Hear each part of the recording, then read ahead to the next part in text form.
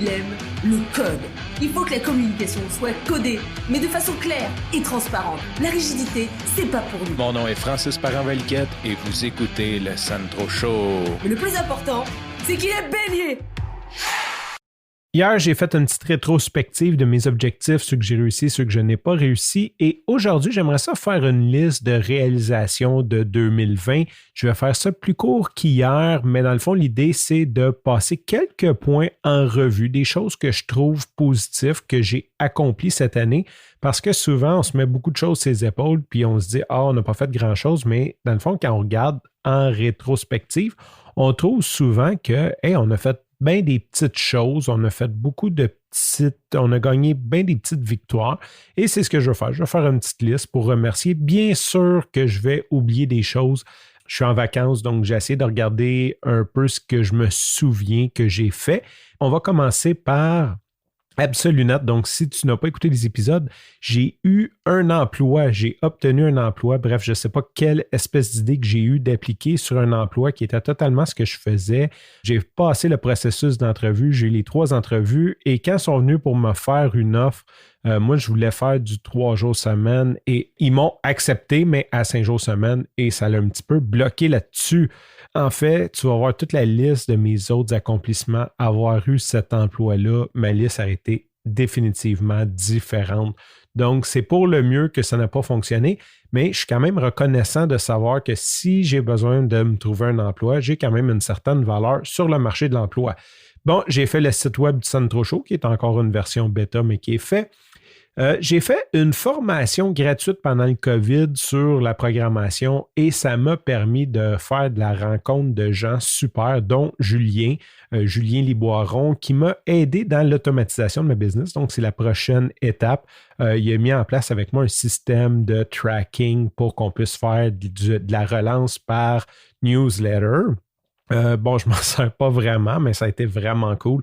Donc, j'ai fait la formation gratuite, j'ai aidé des gens à comprendre un peu plus la programmation, les API, et en échange, j'ai fait des super rencontres et Julien m'a aidé à automatiser ma business. D'ailleurs, si tu veux faire du MarTech, de la génération de leads, automatiser, Julien, c'est vraiment votre homme. Viens me parler, je te mettrai en contact avec lui. J'ai fait plusieurs petits travaux dans la maison. Je pense à l'air climatisé, porte de garage. J'en ai parlé sur le podcast. Et là, présentement, salle de lavage, la chambre de mon fils. Donc, je suis quand même content parce que quelques petits éléments toutes les années, maintenant, on va avoir fait le tour de la maison. J'ai fait l'acquisition d'un e-bike et j'en ai parlé à plusieurs reprises qui me rend heureux à chaque fois que je le prends. Donc, un vélo électrique, super cool. J'ai appris sur mes émotions, comment vivre mes émotions, surtout d'avoir une bonne pensée vis-à-vis de mes émotions. C'est ça, j'ai appris à vivre mes émotions. Je ne suis pas encore un gourou, je ne suis pas encore un bouddhiste là-dedans, mais ça m'aide beaucoup. Ensuite, avoir eu la chance d'être la voix officielle des Conteneurs Roses et d'enregistrer une annonce dans les studios de Cogeco. Ça, c'était vraiment un événement cool. Par la suite, j'ai fait des séances d'hypnose avec Jenny Lynn, j'en parle souvent, ça a changé ma vie, le tout pour le tout, c'est comme juste trop écœurant. Je vais refaire d'autres épisodes parce que j'ai fait ma 5e, je vais sûrement prendre d'autres séances avec elle, je trouve ça juste trop hot, où est-ce que ça m'amène. Donc le RTT, définitivement un gros win. J'ai embauché un employé, ça c'est cool.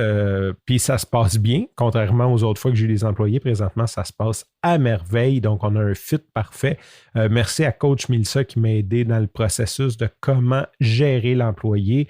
Et merci aussi aux livres que j'ai lus, genre de Lean Startup et tout, qui m'ont aidé de mettre des bons mindsets, des bonnes balises pour que ça aille bien.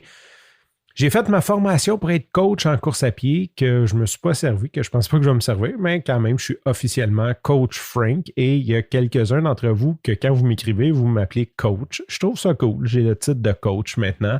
On verra ce que ça donnera dans les années suivantes. J'ai aidé plusieurs personnes à partir leur podcast, certaines gratuitement, certaines m'ont donné une petite cotisation, certaines m'ont payé totalement. C'est vraiment cool parce que surtout, ça me rend compte, mais ceux que j'ai fait gratuits et qui continuent, je suis tellement content parce que je vois qu'ils font des gains.